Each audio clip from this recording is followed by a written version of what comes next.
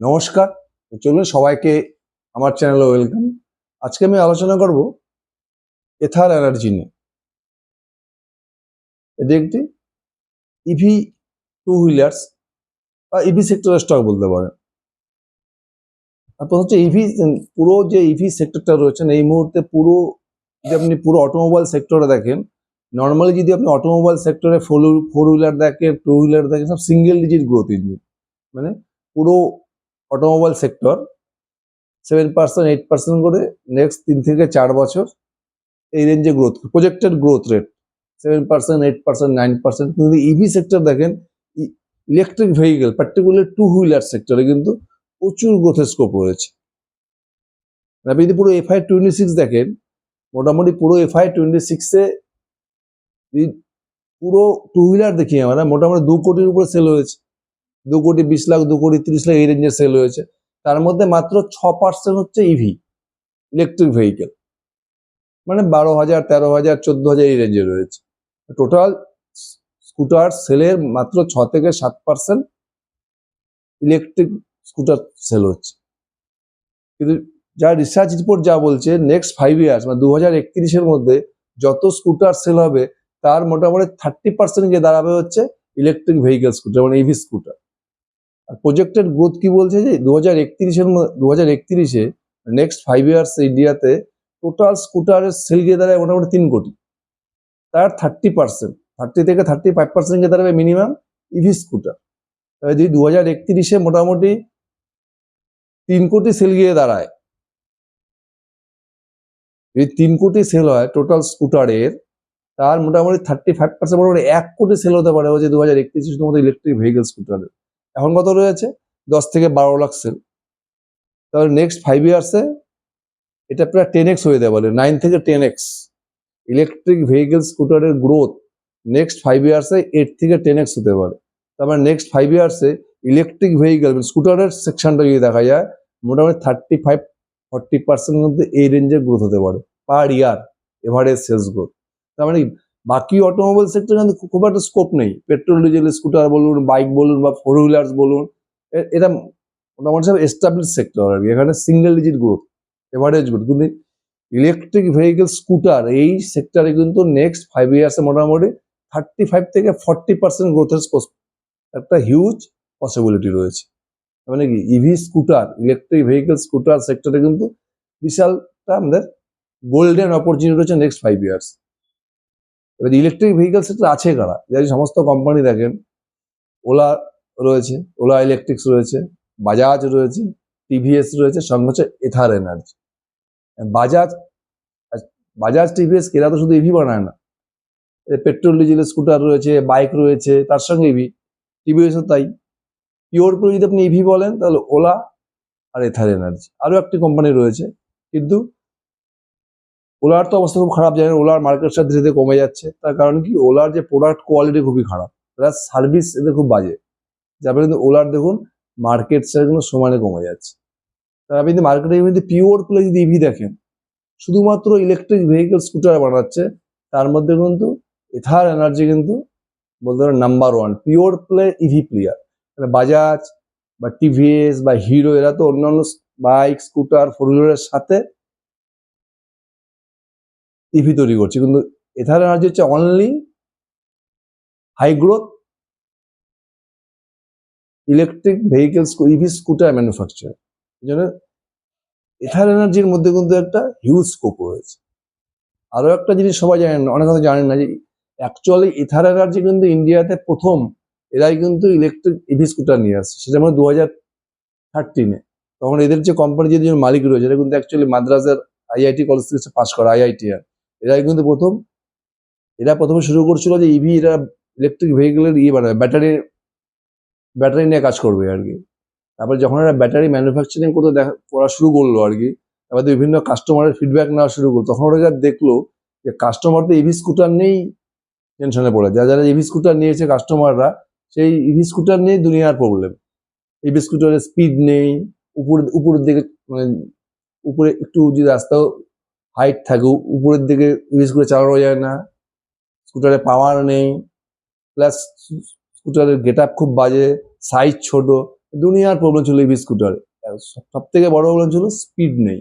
তখন এরা দুজন মিলে চিন্তা ভাবনা করলো আমাদেরকে এরকম ইভি স্কুটার বানাতে হবে যে স্কুটারটা নর্মাল স্কুটারকেও টেক্কা দেবে, স্পিড, কোয়ালিটি দুর্দান্ত। তারপরে এরা কিন্তু নিজেরা রিসার্চ করা শুরু করলো। এরা যখন রিসার্চ করা শুরু করলে মার্কেটে, তারপরে কি মার্কেটে যত স্কুটার ইভি যে শুরু করলো রিসার্চ করতে করতে এরা ভাবলো আমার সমস্ত পার্টস আমরা ইন্ডিয়াতে বানাবো। ইন্ডিয়াতে এরা সমস্ত পার্টস, যে সমস্ত কোম্পানি পার্টস বানায় তাদের সাথে কন্ট্যাক্ট করা শুরু করলো। করে এরা খুব হাই কোয়ালিটি স্কুটার বানানো শুরু করলো, যেখানে কিন্তু কস্টিং প্রচুর পড়ে যাচ্ছিল। যা কস্টিং পড়ছিল তার তার থেকে এরা কম দামে স্কুটার বিক্রি করতে পারি। কোয়ালিটি প্রোডাক্ট বানাচ্ছিল ওরা, কোয়ালিটি, ডিজাইন, পাওয়ার, এভরিথিং, ব্যাটারি বলুন, প্রত্যেকটা জিনিস দুর্দান্ত আর কি। তাদের ভলিউমও কম ছিল। তারপরে ধীরে ধীরে কি হলো, এদের কোম্পানিতে যদি প্রোডাক্ট কোয়ালিটি খুব হাই, হিরো কোম্পানি সেদের কোম্পানিতে ইনভেস্ট করলো। আরো কিছু ইনভেস্টর চলে আসলো, ফ্লিপকার্টের মতো কোম্পানি চলে আসলো, এই এথার যে কোম্পানি ইনভেস্ট করলো। তারপরে ধীরে ধীরে কোম্পানিগুলো নিজেদের ম্যানুফ্যাকচারিং ক্যাপাসিটি বাড়ানো শুরু করলো। এখন যদি দেখেন এথার এনার্জি, এদের কিন্তু মোটামুটি এরা যদি ভলিউম গ্রোথ দেখেন, ভলিউম ওয়াইজ যদি দেখেন, তাহলে বাজাজ, টিভিএস এর পরে কিন্তু এরা রয়েছে। মোটামুটি 18 থেকে 19% কিন্তু মার্কেট শেয়ার ইলেকট্রিক ভেহিকেল স্কুটারের মধ্যে রয়েছে। তাই বাকি সমস্ত কোম্পানি থেকে এথার এনার্জি এখানে কেন বেশি বুলিশ, তার কারণ হচ্ছে এদের প্রোডাক্ট কোয়ালিটি।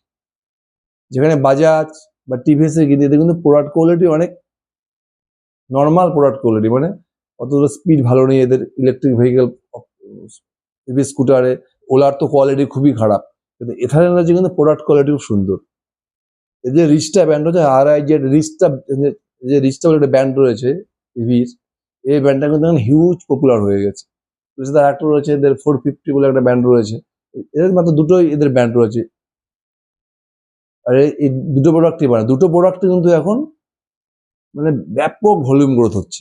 যদি আপনি এখানে যে রেজাল্ট দেখেন লাস্ট 4টি 5টি 6টি কোয়ার্টার, এভরি কোয়ার্টারে দেখুন 60%, 70%, 100% করে ভলিউম গ্রোথ করে যাচ্ছে। আর যেহেতু কোম্পানি কি আগে তো কোম্পানির ভলিউম খুব কম ছিল, এখন ধীরে ধীরে ভলিউম বাড়ছে। Q4 এরা মোটামুটি 83,000 স্কুটার সেল করেছে। আর যদি পুরো FY26 দেখেন, মোটামুটি 2.5 লাখ এদের অলরেডি স্কুটার সেল করা হয়েছে। Q1 FY27 যে আপডেট আসা শুরু হয়েছে, এখানে কিন্তু কোম্পানি দুর্দান্ত গ্রোথ করছে, প্রায় 100% কাছাকাছি ভলিউম গ্রোথ। তাহলে বুঝতে পারছেন এথার এনার্জি কিন্তু অলরেডি একটা ব্যান্ড হয়ে গেছে। এদের যে প্রোডাক্ট গুলো রয়েছে না, রিচটা বা 450, অলরেডি একটা ব্যান্ড হয়ে গেছে। আর এদের সব থেকে যেটা বড় প্লাস পয়েন্ট, এদের যে প্রোডাক্ট কোয়ালিটি রয়েছে, স্পিড বলুন, এভরিথিং বলুন, লুকস বলুন, সবকিছু কিন্তু একদম সুপার। ভাবতে পারছো কোম্পানি ধীরে ধীরে প্রোডাকশন ক্যাপাসিটি কিন্তু প্রচুর বাড়াচ্ছে। কোম্পানি যে গাইডেন্স দিয়েছে, এরা যে নতুন ম্যানুফ্যাকচারিং ইউনিট চালু করছে, এখানে কি হবে, এদের ম্যানুফ্যাকচারিং ক্যাপাসিটি হিউজ বেড়ে যাবে। মানে এদের এখন ইয়ারলি মোটামুটি কত রয়েছে ম্যানুফ্যাকচারিং ক্যাপাসিটি, 4.5 থেকে 5 লাখ। এটা নেক্সট 2 বছরের মধ্যে বের হয়ে যাবে 10 লক্ষ পার ইয়ার ম্যানুফ্যাকচারিং ক্যাপাসিটি। যদি পার ইয়ার 10 লক্ষ ম্যানুফ্যাকচারিং ক্যাপাসিটি হয়ে যায়, তার মানে কি নেক্সট 2 থেকে 3 বছর কিন্তু এথার এনার্জি ইজিলি 40%, 50%, 60% করে গ্রোথ করা শুরু করবে। যেটা করছে এখন 60%, 70%, 80% গ্রোথ করছে। এই গ্রোথ কিন্তু এরা মোটামুটি নেক্সট 2 থেকে 3 বছর ইজিলি ধরে নেবে। আর গভর্নমেন্ট যেহেতু ইভি সেক্টরকে গভর্নমেন্ট পুরো পুশ করছে, যে গভর্নমেন্ট যে টার্গেট রয়েছে যে 2031-এ যত স্কুটার সেল হবে তার মানে 30 থেকে 35% ইভি স্কুটার সেল হবে। এখন তো যত স্কুটার সেল হয় তার মাত্র 6% হচ্ছে ইভি সেল হচ্ছে। তার মানে নেক্সট 5 ইয়ার্সে কিন্তু ইভি স্কুটারে যদি গ্রোথ দেখেন, মোটামুটি 30 থেকে 35% আর অ্যানাম গ্রোথ। আর যেহেতু এথার এনার্জি পিওর ইভি প্লেয়ার, মানে এথার এনার্জির মধ্যে কিন্তু স্কোপ সব থেকে বেশি থাকবে। কারণ বাজাজ বা টিভি যতই গ্রোথ করুক ইভিতে, এদের যে বাকি সেক্টর তো গ্রোথ কম, ওদের কিন্তু এভারেজ গ্রোথ দেখবেন 20%, 18%, 22% থাকবে। কিন্তু যেহেতু এথার এনার্জি শুধু ইভি নিয়ে কাজ করছে, আর ইভিতে এখন হিউজ স্কোপ, এথারের গ্রোথ দেখুন 60%, 70% করে গ্রোথ করছে। তার মানে নেক্সট 4 to 5 ইয়ার্স কিন্তু এথার এনার্জিতে প্রচুর স্কোপ রয়েছে। রিসেন্টলি দিল্লি গভর্নমেন্ট কি বলেছে, এরা 2028 এপ্রিল থেকে দিল্লিতে, পুরো দিল্লিতে শুধুমাত্র এটা এই 2028 এপ্রিল থেকে শুধুমাত্র ইভি স্কুটারেরই ইয়ে হবে, কি বলে, রেজিস্ট্রেশন হবে। বাকি পেট্রোল ডিজেলে কিন্তু কোনো স্কুটারে রেজিস্ট্রেশন হবে না।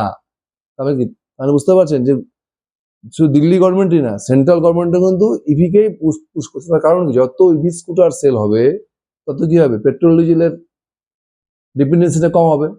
যত পেট্রোল ডিজেলের ডিপেন্ডেন্সি কম হবে, ইন্ডিয়াকে তো পুরো পেট্রোল ডিজেল বাইরে থেকে ইম্পোর্ট করতে হচ্ছে, তত ইন্ডিয়ার সুবিধা হবে।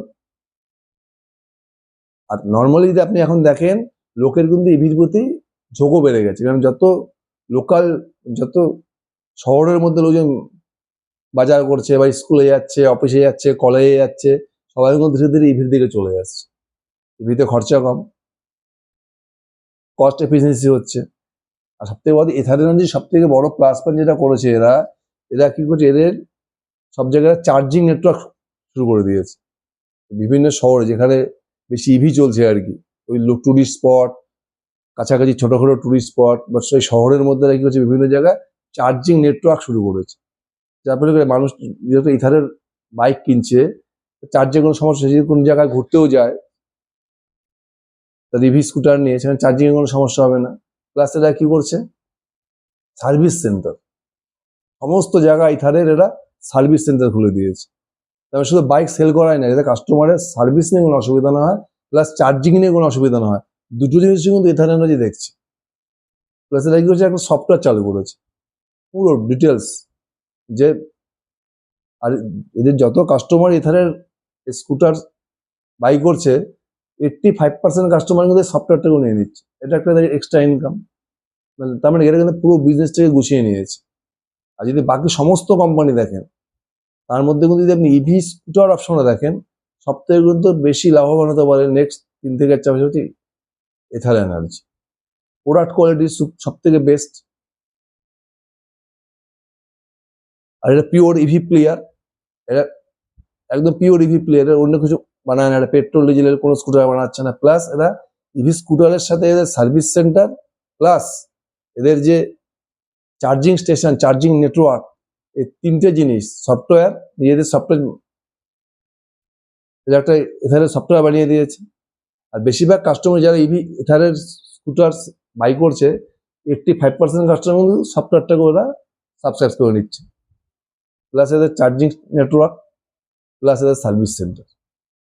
বোঝা যাচ্ছে নেক্সট 4 to 5 ইয়ার্স, আমি এখানে ইথারের রেজাল্ট নাম্বার নিয়ে কিছু বলছি না, কোম্পানি কিন্তু এখনো লস মেকিং রয়েছে, কারণ কোম্পানির আগে ভলিউম কম ছিল, কোম্পানি কিন্তু লস মেকিং, এখনো কোম্পানি প্রফিটেবল হয়নি, কিন্তু কোম্পানি ধীরে ধীরে কিন্তু প্রত্যেকটা কোয়ার্টার কিন্তু কোম্পানির লস কমে যাচ্ছে। এখন তো লস একদম কমে চলে আসছে, হয়তো একটি বা দুটি কোয়ার্টার পরে দেখবেন কোম্পানি নেট প্রফিটেবল হয়ে যাবে।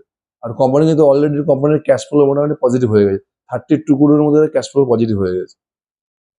তাহলে একটা কোম্পানি কিন্তু সমস্ত যদি দেখেন ইথার এনার্জির ডিরেকশন দেখেন, পারফেক্ট ডিরেকশনে যাচ্ছে, যার ফলে কিন্তু কোম্পানিকে দেখুন মার্কেট অলরেডি রিওয়ার্ড করা শুরু করে দিয়েছে।